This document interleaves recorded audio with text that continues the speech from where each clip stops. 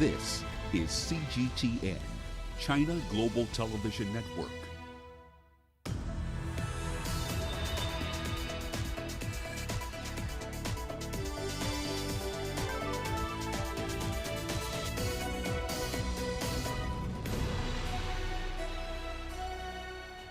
Hello there, welcome to this edition of Global Business Africa. In the course of the hour, we'll run through the business and economic news stories you need to know about from the continent and beyond. But first, a quick update as far as the markets are concerned. The top 40 in Johannesburg, that closed 1.5% higher in today's session, but the year-to-date gains are still relatively low, at least compared to where they were earlier in the year. We're looking at a figure of 4.7% at the moment. Anglo-American accounted for a big chunk of today's rise in the index, up by at least 2.4% in the day. Sasol and Richmore not far behind. Across Atlantic, though, an interesting fight is brewing. Apple shares 1.25% higher at 17.15 GMT, but that fight with Epic is far from over. The firm's CEO says that the hit game Fortnite will apparently be blacklisted by Apple, kept off the App Store until the exhaustion of court appeals. And that's a process that Tim Sweeney says could last as long as 5 years. Here's what's coming up tonight. The value of Nigeria's Naira drops to historic lows. We'll explore why the World Bank stopped publishing the ease of doing business reports and where that report goes now. And UK businesses are in a panic as gas shortages loom large. Let's start the hour in Nigeria. The local currency in Africa's biggest economy has plunged to yet another historic low against the dollar, at least on the parallel market.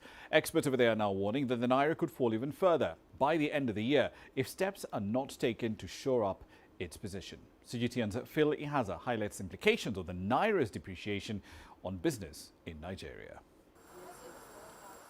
The manager of this thrift store in Abuja, Deborah Owocho, is looking after a customer. She deals in used clothes imported from abroad. Deborah says due to the loss in value of the Naira, business has really been slow. The deflation of Naira has really affected business owners. Example, you find out that with the capital we use in getting much goods before, we get lesser goods now, indirectly affecting our customers. Customers now walk in with a budget but get lesser goods because the price of goods have increased. I'm getting lesser goods, definitely I increase the prices. Customers get lesser goods, and so it has really affected the sales of business. It has dropped drastically. Many Nigerian businesses deal in imported goods mainly because the country's economy cannot rely on its own production alone. The need to exchange a Naira for dollars to buy scarce commodities like textiles, gadgets and home appliances has had a long-term impact, undermining Nigerians' own currency. After steadying at around 380 Naira to a dollar from late last year till early May, the exchange rate on the black market is now over 550 Naira to a dollar, the worst rate in the country's history. That was also the result of the Central Bank of Nigeria's decision in June to ban bureau de change operators from selling dollars, allowing only authorized local banks to do so. Most of the business people or individuals that would want to access dollar over the counter at the bank will not be able to access due to documentation requirement that were not available at the BDCs. So you realize that even though more dollars have been made available to the banks, people are not getting it because they are unable to meet the documentation requirement. Experts say rather than try to control the exchange rate of the Naira, the government should focus more on improving the security. We need to get our environment secure. We need to build confidence in this system so that foreign investors can take advantage of the environment and then come in to invest. Anything besides that, we might only be chasing shadows, and then the dollar-Naira relationship will continue to get worse. The government says tackling insecurity is its main focus now. President Buhari has directed the country's heads of security to end banditry and all forms of insecurity in the country. This, he says, will go a long way to attract foreign investors, thus increasing manufacturing of products locally. Forging ahead with plans for a new 2,500 megawatt nuclear power plant. Now, the government is looking to end formal request for project proposals due by next March. It's, however, not given details on anticipated costs or the completion dates for the project, essentially when it will start feeding power into the national grid. South Africa did request information to test the market's appetite for the new facility last June. That plan was also backed, incidentally, by the country's energy regulator just last month. South Africa is the only country on the continent with a commercial nuclear power plant. That's the 1,900 megawatt its electricity. Angelo Coppola now joins us with the latest on this story from Johannesburg. So, Angelo, as we mentioned there, the government did put out a request for information last June on this new nuclear power build. What did it gather from that request?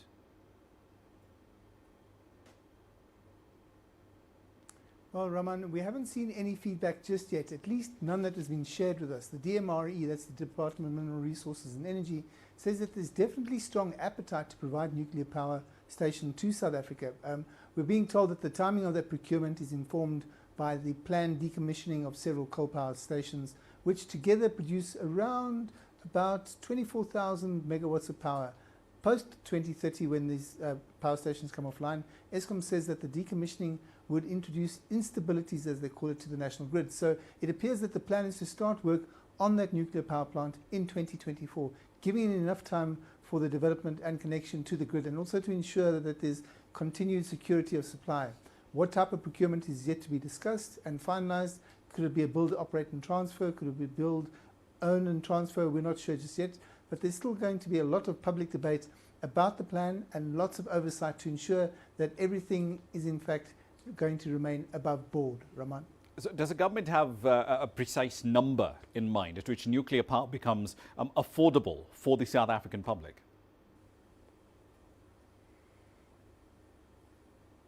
Well, look, as a starting point, when it comes to the cost of energy from new power plants, onshore wind and solar are now the cheapest power sources, costing less than gas, geothermal, coal or nuclear. Also bear in mind that South Africa has the world's highest unemployment rate, so there will be subsidies to take care of that portion of the population. As it is, though, Eskom already subsidizes power for renewables currently, and that's because of the way that the contracts were negotiated with those independent power producers. And it sees the unit cost nearly 1.5 times more expensive than what consumers are actually billed. And it's one of the reasons that Eskom is in the spot of bother at the moment. So the affordability or otherwise of nuclear is really not the issue at the moment. It appears, because it's subsidized, it appears that it's more about stability of supply than the cost to consumers. Raman? So one last question for you, Angelo. Over 90% of South Africa's power comes from coal power plants, a lot of which are aging and essentially, as you mentioned, due to be decommissioned. But in order to meet the emission reduction target under the Paris Climate Accord, will South Africa be giving nuclear power a much bigger proportion in its generation mix?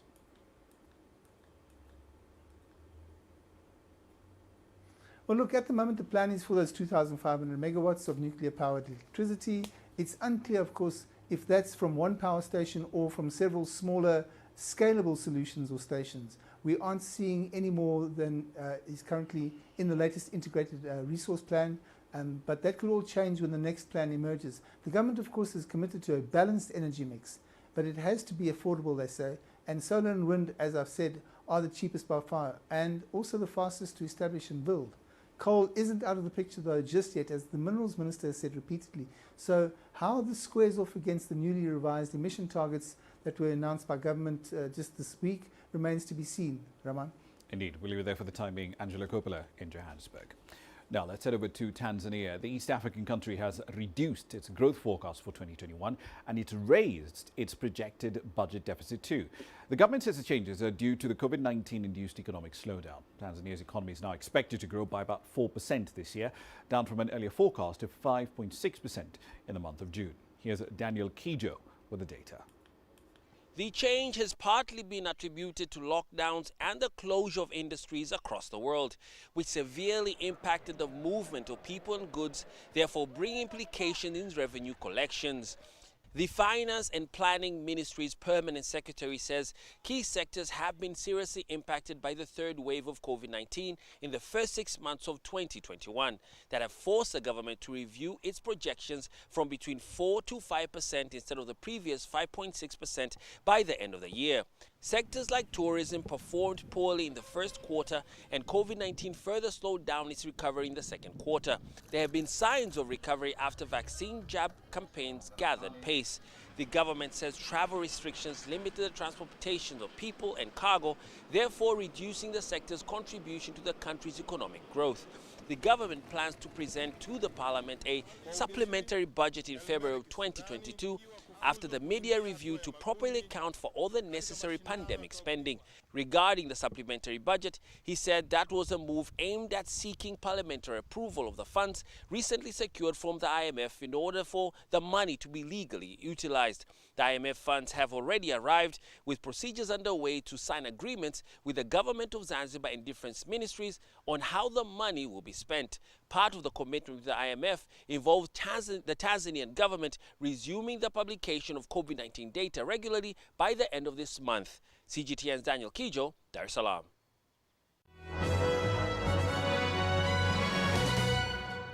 And emissions reductions essentially our starting point with respect to the company headlines, starting with the South African fuel and chemicals producer Sasol. It has raised its emissions reduction target for 2030 to 30% from an earlier figure of 10%. That's all as part of efforts to make the company a net zero carbon emitter by 2050. Now, the new targets come as the company is facing increasing pressure from investors and environmentalists to take a decisive step at its polluting plants, often described as among the continent's worst greenhouse gas emitters. ABSA Group is considering a new black economic empowerment plan that might see 8% of its shares, worth about $600 billion, in the hands of staff and third-party investors. The terms will be announced a little later in the year. The plan is expected to be implemented in 2022. South African firms are encouraged to adopt black empowerment plans in order to comply with government policies that look to redress financial inequalities stemming from the apartheid era. In the tech world, Facebook says it's spent more than $13 billion in safety and security efforts since the 2016 US election. The tech firm also says it now has some 40,000 employees working on those very issues. The statement is apparently meant to demonstrate how seriously the company takes safety and security issues after a series of stories in the Wall Street Journal allege that despite these big investments, Facebook continues to struggle to deal with a myriad of serious issues, including combating COVID-19 misinformation and illegal human trafficking.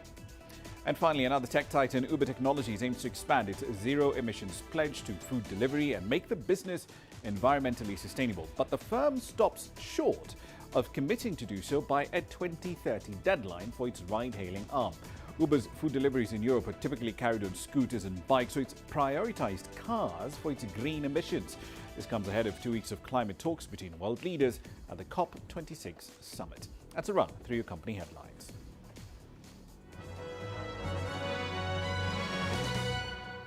You're watching Global Business Africa. Time for a short break. Here's what's coming up.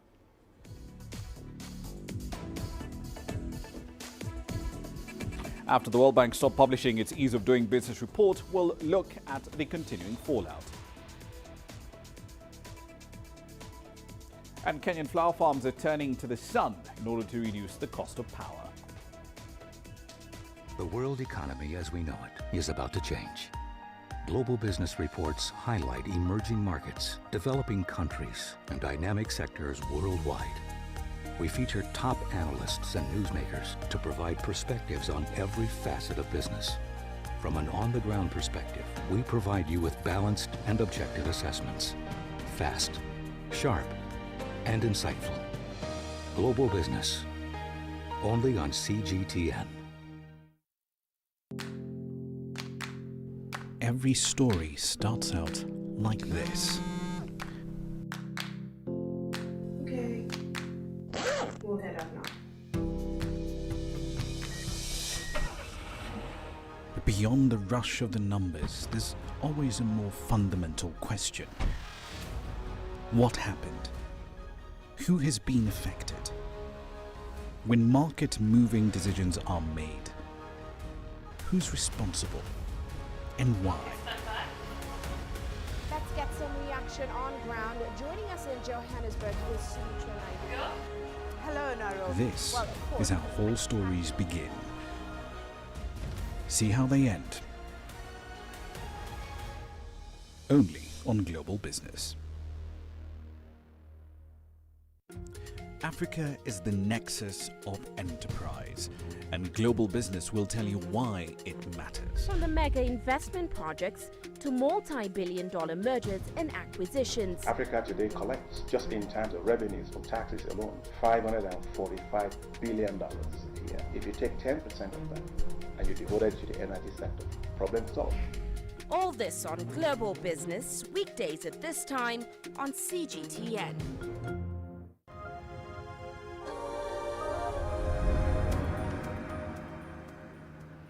Welcome back to the program. Now, the IMF's executive board continues to probe the alleged role of the fund's managing director, Kristalina Georgieva, in the manipulation of data used for the 2018 edition of the Ease of Doing Business reports. Now, just last week, the World Bank announced it would no longer be publishing these reports after an investigation found evidence of manipulation of data used to develop country rankings. An investigation by the law firm Wilmer Hale at the request of the bank's ethics committee listed findings of direct and indirect pressure from staff in the office of the bank's then president, Dr. Jim Yong Kim, to change the methodology used to boost some countries' rankings. The law firm's probe says a toxic culture and a fear of retaliation surrounded the teams working on this report, with teams fearing they could not challenge an order from the bank's president or CEO without losing their jobs. Now, Christina was the CEO of the World Bank at the time of the reports of the questionable data in 2018 and 2020. She responded to the report by saying that she, quote, disagrees with the findings and interpretations of data irregularities as it relates to her role in the 2018 Doing Business report, end of quote. Now, rankings in these reports, which covered everything from the cost of moving a container from the port of Mombasa inland to, say, Uganda or Rwanda, for example, or how easy it was for business license to be acquired or to pay taxes, these metrics often became ingrained in the policy goals of some countries right across the continent. A few hours ago, I spoke to Reginald Kazutu. He's the CEO of Amana Capital. I started by asking him for his initial response to the end of this report's 18-year run. Clearly, out of the investigations that have happened, it has confirmed some of the fears that we had as analysts, that the report is not that objective. So, for example, living in Kenya, and you see the report and see how Kenya is improving on doing business, but you know that on the ground things are completely different. It is harder for you, for example, if you just want to export avocado from Kenya, you are looking at more than 5 to 10 licenses from 6 different organizations. So it was not congruent with what was actually happening on the ground. So for me, yes, as I said, good riddance to bed rubbish.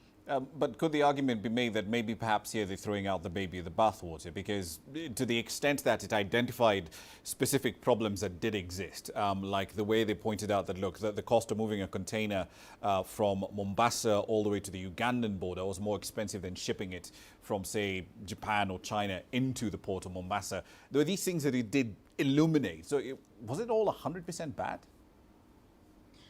It could have been done as simple country reports, but not as a ranking. Because if you then start ranking countries which are at different development levels, then it's an unfair ranking. In statistics, you'll normally put an error term or something to equalize, to normalize the ranking so that it can be comparable. So you cannot then have ease of doing business and the ranking and the methodology is the same that is being used for the US, the UK, China, Singapore, and it's the same you're using for a country like Kenya, Tanzania, Zambia, Malawi. So without a measure of equalizing the return, then it punishes countries that are still developing. For some governments, almost sort of tinkered with their policies to sort of move themselves up the rankings without actually making concrete changes on the ground. So, for example, like there's a tweet that came out of State House just about 3 hours ago where they're making reference to Kenya's improving global ease of doing business index. And this is something that's been suspended barely 24 hours ago. I mean, this incentive problem is a pretty serious one as well, isn't it? Definitely it is, especially for countries that operate on PR or public relations than actually helping their population and their populace. So you will find some countries that measuring in improving on indicators that are actually not helping their population at the end of the day. So I believe, so for example, if you use Kenya, and I think the Jubilee government has been tramping on, we have been improving the ease of doing business, we've been improving the ease of doing business, but at the end of the day, you see electricity prices are going up, taxation is going up, corruption is still a lot there in the country, and it is very hard to export anything without getting married of licenses. But at the same time, the report comes out and says Kenya is actually improving on that. So then it gives a false picture and makes the population not able to hold a government to account, because there's supposedly a scientific report that validates that they're actually doing work when they're actually not doing any much work. If this was one of the big four auditing firms, and we're talking about conflict of interest issues, the immediate response would be, you've got to break them up. But one of the things that comes out in this investigative report that was done is that there was a clear conflict of interest between the bank's advisory business and the economic research team. And whatever the advisory guys wanted to do seemed to take precedence over academic rigor, getting proper data, not doctoring information, and so on and so forth. Do you think that's something that the bank can resolve, or is this just going to be destined to be one of those things that we're still going to be talking about 5 years from now? Without really passing blame to any department in the bank, it is a general problem with most DFIs and the World Bank and the IMF itself. Look at the country reports they give to countries that they are giving support to.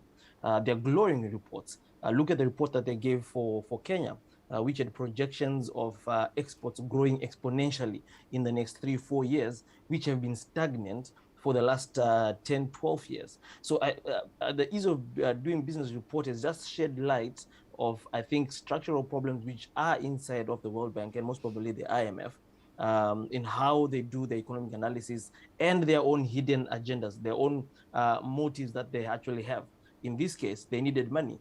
They needed to make sure that every partner is contributing as they were trying to increase the contributions. So then they buckled to pressure, was when China, which is clearly one major partner, said this report has to look good. So if the US or a major power comes and says, we need to make sure that this government looks bad, so make sure the report, the country report looks bad. So it has just highlighted, I think, a problem that already exists. And I think this might just be a tip of the iceberg. Reginald Kazutu there. Now, the Rwandan government has issued orders easing some domestic restrictions designed to combat the pandemic. Bars, for example, will be allowed to reopen for the first time since last March, following a significant drop in COVID-19 infections. Public gatherings, concerts, festivals, exhibitions, they will be allowed to proceed, but only to those vaccinated and with proof of a negative test. The nationwide curfew has also been adjusted to run between 11 p.m. and 4 in the morning. That's designed to keep businesses in the capital, Kigali, at least open for an additional hour. The new measures come into effect on the 23rd of September. As the cost of electricity continues to rise in Kenya, flower farms are now shifting to solar energy. They say that the high cost of electricity and the rising cost of fossil fuels are combining to devastate their profit margins. CGTN's Nick Modimba caught up with a startup that's helping Kenyan flower farms to switch to cleaner, greener, renewable energy. The high cost of electricity has triggered so many corporates and entities to go the clean energy way. Now, behind me is actually the floating solar panels used on top of a dam that irrigates the flowers in this company. For them, it's all about utilization of space and, of course, supply of clean energy. The Rift Valley Roses Flower Company is revolutionizing its power supply and has gone further to install floating solar panels courtesy of Ecoligo, a company pushing the idea of clean energy transition around the world in cooperation with procurement and installation partners. Rift Valley Roses were using already solar energy to power some of their irrigation systems and their cold storage using a system that we installed back in 2019. And now they were looking to do expansion, but they didn't have enough space for this expansion. Indeed, this is the very first floating solar project in Kenya, and only a handful of some of them in Africa. So it was a very daring project, but together with our technical partners, we managed to bring it to life. The floating solar system consists of 216 solar panels and has a capacity of 69 kilowatts peak. The farm is still connected to the national grid. However, the energy produced by the solar system is for self-consumption and is not fed back into the grid. During the night or on cloudy days when the solar system does not produce enough energy, electricity comes from the national grid. Together with the 75 kilowatts peak solar project installed at the farm in 2019, the floating system covers up to 60% of Rift Valley Ross's electricity needs with solar energy. The project saves around 136 tons of carbon dioxide emissions per year. The durability and resilience of solar technology is heavily dependent on the process of manufacturing. And the standards of durability have steadily increased as technology improves throughout the years. Today, we have solar modules that can last up to 25 and more years, and they have been proven to last with very minimal or insignificant degradation rates annually. The floating panels reduce algae bloom, which keeps the water continuously fresh. Ecoligo, Kenya, in partnership with DENA, which is the German energy agency, now hopes to expand to Uganda and other African countries with the sole agenda of saving the environment and giving businesses more affordable energy. Nick Mudimba, CGTN, Nakuru County, Kenya. Mobile money services are steadily boosting financial inclusion in South Sudan, which for years has remained without a robust financial or telecommunications infrastructure, mainly due to a long-running civil conflict. In a country where a negligible number of people have formal bank accounts, the rollout of this tech is expected to speed up trade in South Sudan's struggling economy. CGTN's Patrick Oyet has the details from Juba. Santa Akot runs a mobile money business in Juba. She sends and receives money from across South Sudan, Kenya and Uganda. She says the financial service has enabled her to complete her university education and support her family. It's not necessary for the customers to go like from here to from Uganda, or the person is here want to send money, will just come here and say that you want to send money, and we can even change immediately from SSP like this. We exchange it to Ugandan shilling and we send through, and that money will just go reliable and it's not risky. In a country without a well-developed financial infrastructure, a small number of the country's population own bank accounts. The service dubbed M-Gurush, M for mobile money, and Gurush for money in Arabic, went live in mid-2019 across the country. Now, new telecommunications companies such as Digital say they want to tap into the mobile money market. Telecommunication is one sector that if it is doing very well, then other sectors can come along. We did a focus studies in many states, and we realized that connectivity, voice, data, financial service is a common challenge for a lot of people. So we felt we want to do this and contribute toward this area. Ravaged by years of war and conflict, South Sudan is racked by poverty and has one of Africa's lowest rates of mobile phone penetration at 21%.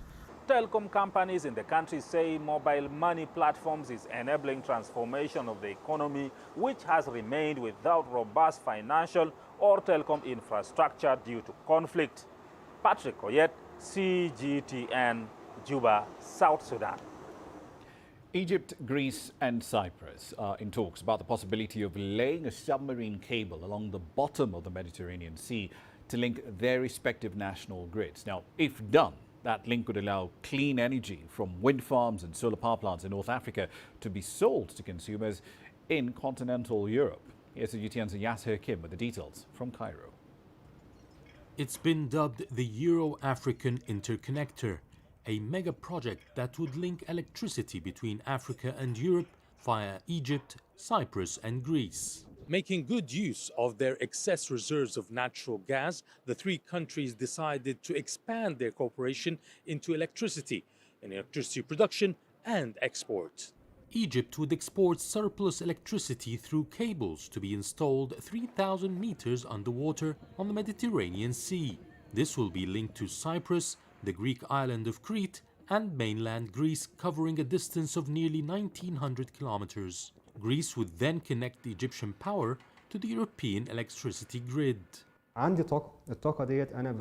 We have extra power generation which we will link with the grid in another continent that we know will demand more energy in the future.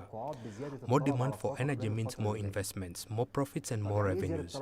The economic rewards are huge since you are linking with the European grid. Europe is increasing consumption of energy annually and has an incredible amount of demand for energy. Egypt has a surplus of 25 gigawatts of electricity. Officials say its power link could also benefit other African countries. It will have an indirect effect on Africa.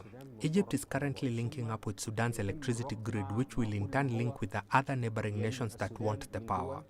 So Egypt will be the hub in this part of Africa. The power that's linked from Egypt to African countries is the same source that is linked to Europe, and therefore electricity coming from Europe to Egypt will be transferred to African countries as well.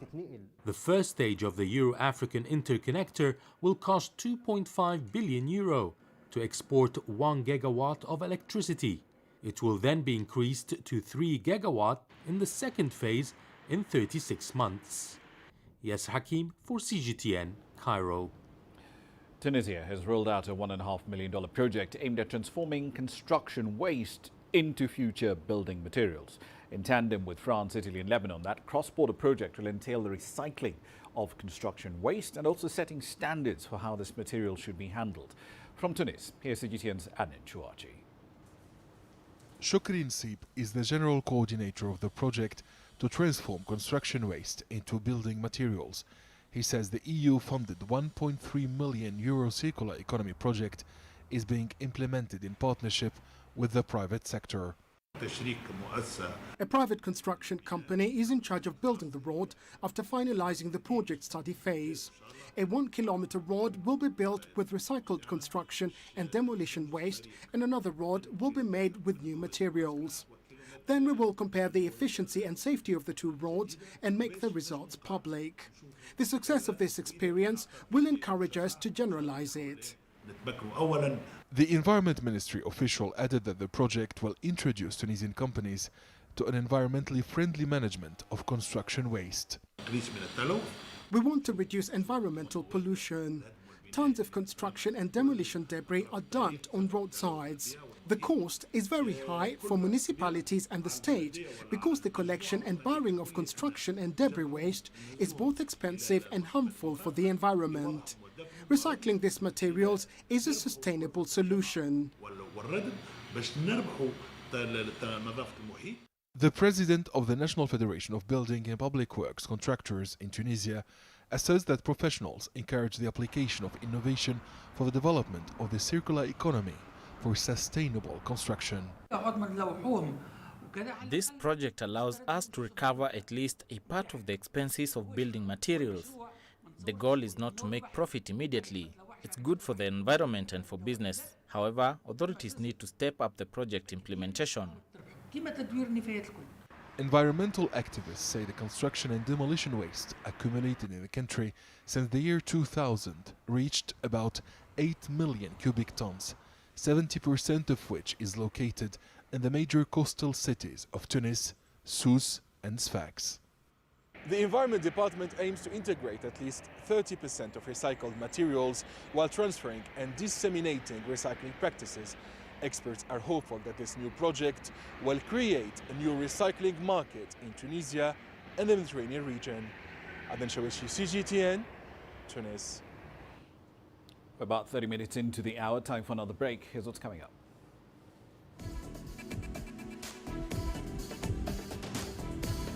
UK businesses are in a panic as gas shortages loom large.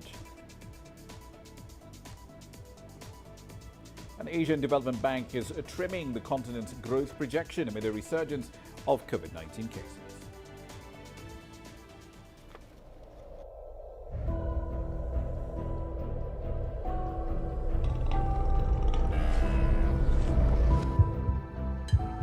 It's just taken me completely out of my depth, but at the same time it's exciting.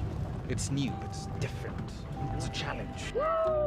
It's really exciting.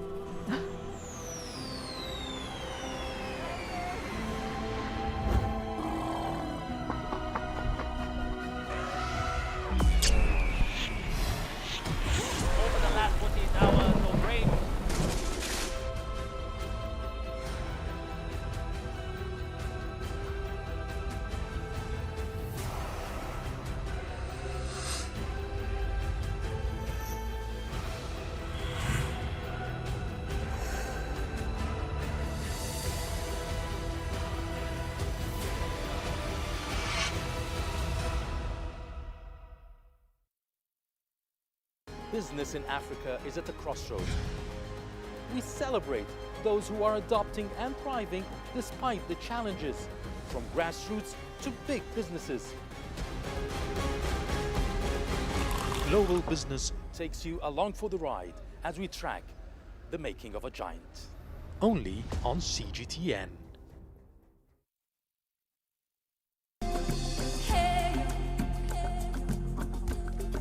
Accra is my kind of city. That's because when I'm here, I feel like I'm back home in Lagos or Abidjan, which are two of the major cities I grew up in. Business in Africa is high risk. After about a decade covering business news on the continent, I've learned it's all about the high risk, but also the high returns and the high energy. You simply have to adjust in order to keep pace. When I started out as a journalist, my dream was to open people's minds to the different perspectives. From the CEO in the boardroom to the trader out in the street, we all have different stories. From Accra to Addis Ababa, from Cairo to Cape Town, and I wouldn't have it any other way. Here at CGTN, we realize that Africa is on the move, and it's moving fast, but we're moving right along with it. I'm Ucheo Koronkwo, and I'm a business anchor and reporter at CGTN.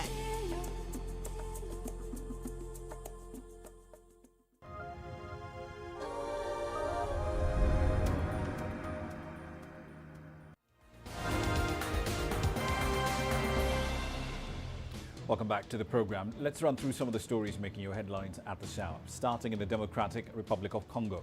Authorities over there say they've arrested a Jordanian national of alleged ties to a militia group in the eastern end of the country.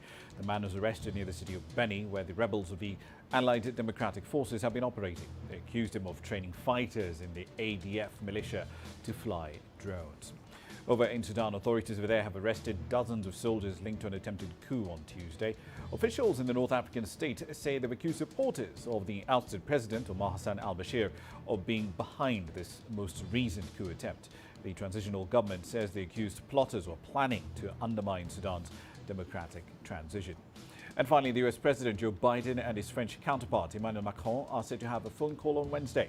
It'll be their first direct talks since France recalled its ambassador over a scrapped submarine deal with Australia. Officials describe this as a major step. They will be clarifying the conditions under which this announcement was made and also the commitment of the United States to a relationship with her allies. That's a run through your headlines.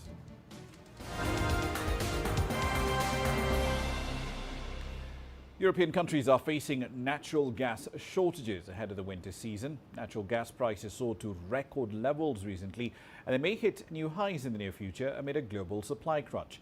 The UK government is debating a solution to the gas crisis, but it's yet to clinch a deal. Here's CGTN's Guy Henderson reporting on the ongoing risks to businesses across the country. It's been a torrid 18 months for this British pig farmer. First it was Brexit and pandemic-induced labour shortages and trade disruptions.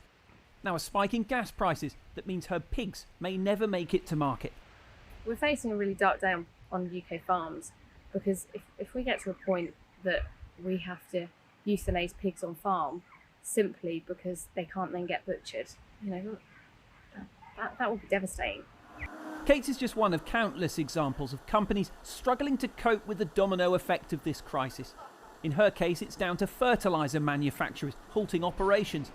That'll impact farmers, but also things like abattoirs, meat packing factories, even steel mills, which rely on one of their byproducts, carbon dioxide. Oh hey, have you heard of Bulb? The most obvious impact, though, is on energy firms themselves. Bulb, which supplies 1.7 million customers, is the latest to admit it's looking for new financing as it struggles to afford to buy wholesale gas. A legal cap on prices in the UK means it can't pass that on to consumers right now. Dozens of smaller providers lack the capacity to just suck up those extra costs, which has led to whispers of winter power shortages that Britain's business minister sought to silence in Parliament on Monday. There is absolutely no question, Mr. Speaker, of the lights going out or people being unable to heat their homes. On Tuesday morning, he continued to outline details as to how that might be avoided. Well, I don't think it's the right thing for government taxpayer money to be injected into companies that have been badly run. And as I've said, over the last 3 or 4 years, every winter we have suppliers which exit the market, which fail for various reasons. And we don't bail those out. We simply transfer their customers onto other companies. Analysts say this difficult moment exposes longer-term vulnerabilities. Historically, first of all, with gas generated from coal, and then with North Sea gas, we've had it good for a long time. And we've never had really to be concerned about energy security. Things are changing. Keeping the gas price running this winter will likely mean yet more emergency government spending, just as ministers are trying to tighten the country's pandemic-battered purse strings. Guy Henderson, CGTN, London. On to Asia. The region's economic rebound this year could be dented by the rapid spread of the Delta variant of COVID. That at least is according to the Asian Development Bank. And its latest outlook is urging economies to adapt to what it's describing as the new normal, even amidst the pandemic, in order to spur a recovery. Growth in developing Asia, which groups 46 countries in the Asia-Pacific region, is forecast to hit 7.1% this year, according to the ADB. That's down by about 0.2 of a percentage point compared to its April forecast. The ADB said its growth forecast did come with quite a few risks, though, like the potential emergence of new variants, slower than expected vaccine rollouts, and waning vaccine effectiveness as well. Countries still are at risk of renewed outbreaks. The Delta is really much more infectious, as we've seen, and countries remain susceptible to renewed outbreaks. And if vaccination hasn't progressed that widely yet, the health system gets strained, and governments need to impose restrictions on mobility again. So that still is really what's weighing on the is the main risk weighing on the outlook. Several time-honoured Chinese companies are making a beeline for the capital markets in the country to raise funds for their expansion plans and to keep themselves afloat. One of them is the country's major scissor and knife maker. It's a firm, in fact, that dates back to the Ming Dynasty. Jiang Shishuan finds out more about the modern ambitions of these time-honoured brands. Scissors, shears, and knives. The little household hardware items have proved to have a big potential in the capital market this month. With almost 400 years of history, the domestic hardware brand Zhang Xiaoquan's share price closed up fourfold on its first trading day, September 6th, giving it a market capitalization of 5.3 billion yuan. The company says it was China's registration-based reform in the capital market system that encouraged it to make a debut on the Shenzhen Stock Exchange's Nasdaq-style Chinext board. As we are transforming from a traditional hardware manufacturer to a modern company, we're facing some challenges. First, we want to have an international deal. And second, we need high-end international talent. And for that, you need to offer more than just good salaries and benefits. So having an IPO debut makes us a trustworthy company when we go looking for professionals and business partners. There are other examples as well, including the 100-year-old rice dumpling maker Zhejiang Wufangzhai Industry and Shandong Dezhou Braised Chicken, a company that has been cooking up the birds for more than 300 years. Both have announced plans for an IPO. The wave of century-old brands seeking public listings comes amid the country's efforts to nurture stronger homegrown brands and spur a consumption upgrade. Though the old brands boast cultural and economic value, many of them are in great need for a business transformation and some innovation in several ways. That takes money, and so they need the fundraising and the reputation boost that an IPO can give them. In fact, many of the old brands have been doing well on the capital markets for some time. This year marks the 20th anniversary of the IPO debut for cosmetics giant Jiahua on the Shanghai Stock Exchange. As the first listed company from the domestic cosmetics industry, it now has a market value of almost 30 billion yuan. During the first half of the year, its net profit jumped 56% from a year earlier. And that success enabled the 123-year-old brand to finance a digital marketing drive to reach more younger consumers. And now it's planning something even bigger. Our ambition is that we want to be the leader in the Chinese beauty industry, and we want to spread the beauties the Chinese beauties into the world. So that's our ambition. But first, we need to be the market leader in Chinese market first.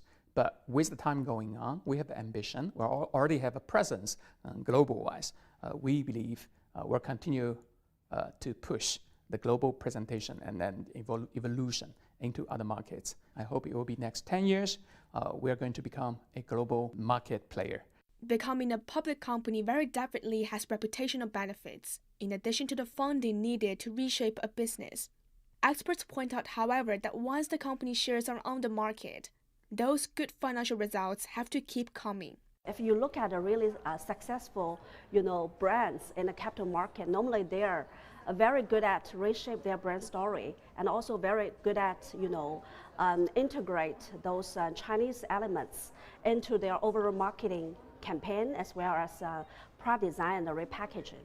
So I think for those older brands, when they become a public company, they need to invest more in this area. Almost 50 century-old brands are now listed on China's A-share market, mainly in sectors like liquor, traditional Chinese medicine, catering, and condiments. Some of them are high-profile firms with robust profit growth, like Kuizhou Maotai and traditional medicine producer Zhangzhou Pianzaihuang Pharmaceutical. But others have just proven the point that an IPO is not in itself a guarantee of a good business future. The well-known Beijing roast duck restaurant chain Quanjude reported a net loss of more than 42 million yuan during the first half of the year. Now that's a business that could do with some transforming. Zhang Shixuan, ICS for CGTN, Shanghai. Department stores used to be the cornerstone of many main streets, not just in the United Kingdom, across continental Europe too. But changing shopping patterns have seen the vast majority of them shut their doors in the UK. That said, there's a new trend that means that leisure experiences are now taking over some of that empty retail space, as Catherine Drew now explores on what's hot tonight. The changing gears of the UK High Street. This space used to house the cosmetics counter of Debenhams department store. $8 million later, electric go-karts make up just one of 4 floors of high-tech attractions, dubbed a department store of fun by one of its founders. I was actually born into a travelling fun fair. I completely left school at 12 years old and went to work in the family business, which started out with 1 carousel, then 2, then 3, then a small family theme park.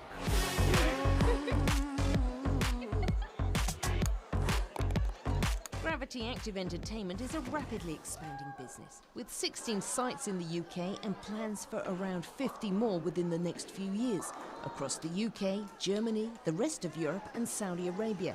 With 83% of department stores having closed in the UK over the past 5 years, large areas of retail space are suddenly available, changing the dynamic between businesses and landlords. The pandemic really brought this to a head, because then all of a sudden we had the landlords coming to us and going, well, actually now these department stores are going bust.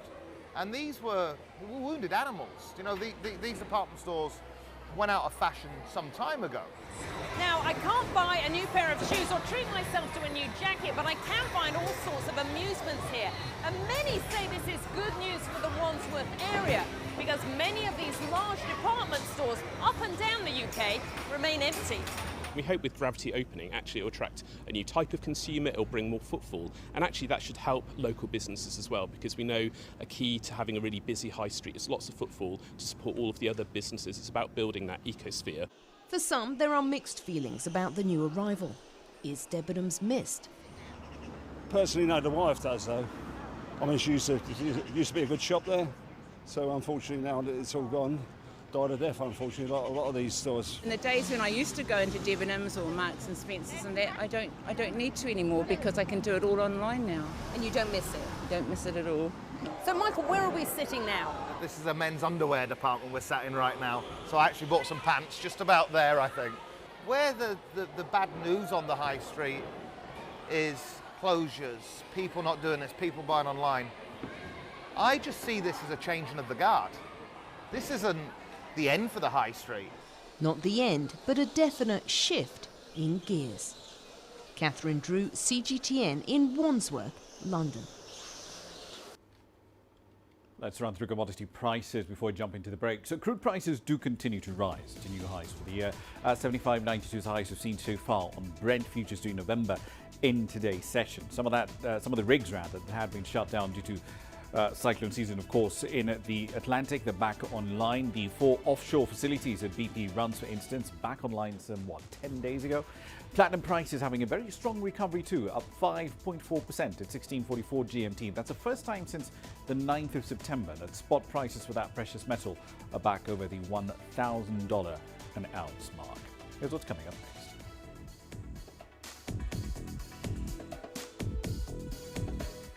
We'll explore how a startup in Nigeria is turning casual gamers into high-earning esports pros.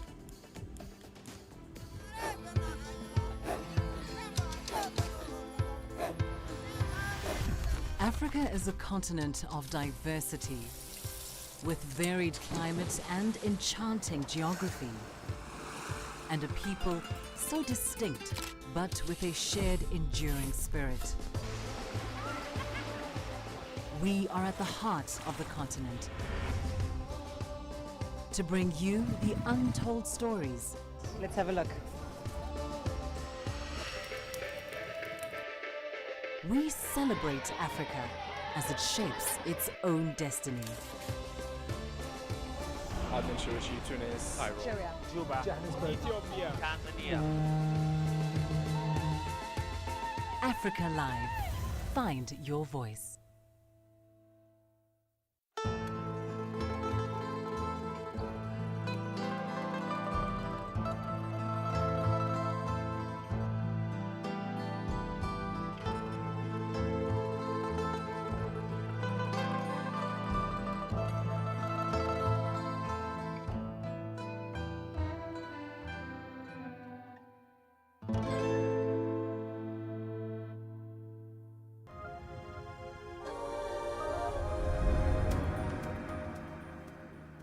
Welcome back. For decades now, esports has been growing consistently worldwide, and more countries are getting in on that particular act. The industry is currently worth an estimated $1 billion US. That's forecast to reach about $3 billion by 2025. In Africa, the impact of this particular growth is being noticed gradually, particularly in markets like Nigeria, where a growing number of young people are working to become major players. CGTN's Najma Abdurizak has that story. Olaoluwa Olamide started playing virtual football tournaments with his older cousins when he was just 3 years old. 10 years have passed, and Olamide believes the next step is to turn his love for gaming into a career. I like to play Warzone, FIFA, and Fortnite. In Fortnite category, I would say my favorite pro would be Mongrel. In all-around gaming, my favorite pro would be Tim the Tatman, because they all started as little kids who enjoyed gaming just like me, and now they've grown to a platform where they could express themselves and play it on a day-to-day basis, as well as making money. Esports is growing rapidly across the globe, driven by product sales, competition prize money, and lucrative sponsorship deals. But the impact of that growth is only slowly being felt across Africa when compared to Asia and Europe. However, hoping to challenge this is Nigeria's fast competitive esports startup. Africa is never late to anything. Africa just needs to always wake up when it's ready. And I think that time is now. Asians, Europeans have heard about esports because that is where the product started from. And the gaming culture is big in Africa, but not the esports culture. So all we need to do is introduce esports into that culture. Through its subscription service platform, GMR enables gamers to progress from playing just for fun to professionals. One such player is Akintonye, who turned pro in 2019 when he won his first tournament. He has since gone on to represent Nigeria in several international games. The electrical engineering graduate says he has made a total of $5,000 since he started out. He now says there's potential to earn even more. I play FIFA professionally. I get paid because when you win tournaments, you obviously get paid. So the more you win, the more you get paid. And then I think more people should come in because when the scene is bigger, when you see a lot of people playing, definitely more brands will want to come in, and then it will get bigger and bigger, and then there will be a lot more prizes to go around. GMR also organizes esports tournaments including Tech Plus Esports, which hosts over 4,000 gamers annually. The startup has over 60,000 members across Nigeria, South Africa, Ghana and Kenya, and is hoping to encourage even more across the continent that there's more to gaming beyond all the fun and games. Najma Abdurizak, CGTN.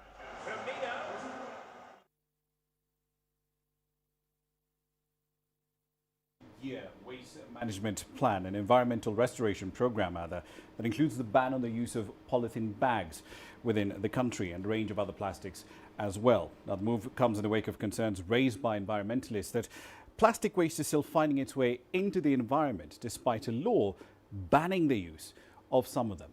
With the details, here's CGTN's Hilary Ayesiga. Patrick Mujuzi recycles plastic waste, turning it into reusable building materials. Through recycling, Mujuzi believes the environment will be safe from the hazardous effects of plastic waste. We embark on the campaign of reusing the single-use plastics. We are saving the environment. We are saving the soils. We are saving the ozone, the atmosphere, and we are saving the living creatures in the soils. Statistics from Kampala City Authority show that 51% of plastic garbage in the city is left uncollected. Every day, tons of plastic waste are dumped here. But these campaigners are making sure they rid the environment of every single-use plastic. In 2007, the government issued a partial ban on non-biodegradable plastics. But campaigners say the ban has not been effective. We've put in place policies and laws. But what we've not seen is a coordination effort of government agencies to enforce the laws and the policies. Lax enforcement means most drainage channels in Kampala City get clogged with plastics. This can cause occasional flash floods in the city whenever it rains. The government is now coming up with a raft of new measures it hopes will do more to save the environment. If the management cannot be done as well as we have tried out, we are going to push for a total ban of certain microns from the market, and this has happened even in our neighboring countries. Rwanda and Tanzania have issued a total ban on polythene bags. Besides plastic management, the government also wants people encroaching on forest reserves, lake shores and riverbanks evicted. They've also banned rice growing in the wetlands. Through these interventions, campaigners hope to achieve a smaller plastic footprint. Hilary Ayesiga, CGTN, Kampala, Uganda.